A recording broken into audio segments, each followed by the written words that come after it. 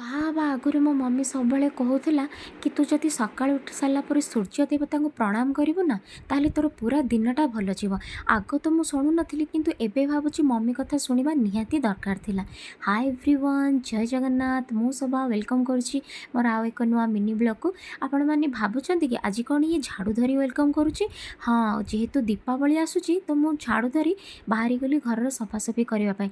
ଆପଣମାନେ ତ ଜାଣିଥିବେ ଆମ ସମସ୍ତଙ୍କ ଘରେ ଏଇ ମାନ୍ୟତା ଅଛି କି ଦୀପାବଳି ପୂର୍ବରୁ ପାଖାପାଖି କ'ଣ ଶ୍ରାଦ୍ଧ ପଡ଼େ, କିନ୍ତୁ ମୁଁ ତ ଏଠି ଶ୍ରାଦ୍ଧ କ'ଣ ଜାଣିନି। ତଥାପି ମୁଁ ମୋ ଘର ସଫାସଫି କରିବା ପାଇଁ ବାହାରିଗଲି, କାହିଁକିନା ଯେତେ ସଫା ରଖିବ ମା ଲକ୍ଷ୍ମୀ ତୁମକୁ ସେତେ ଆଶୀର୍ବାଦ ଦେବେ। କ'ଣ କରିବା କହିଲ, ମୁଁ ତ ଏଠି ଏକୁଟିଆ ମଣିଷ, ତ ମୋତେ ହିଁ ସବୁ ଦାୟିତ୍ୱ ନେବାକୁ ପଡ଼ିଛି।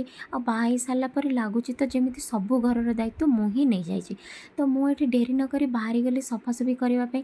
କାହିଁକି କହିଲି, କାରଣ ଦୀପାବଳି ଦିନ ବାଣ ଫୁଟେଇବି ଆଉ ସମୟ କାହିଁ, ତ ତା ଭାବିଦେଲି ଆଗରୁ ହିଁ ସଫାସଫି କରିଦେବି, ଯେହେତୁ ମୋ କାମଟା ଆଉ ଟିକେ ସହଜ ହୋଇଯିବ।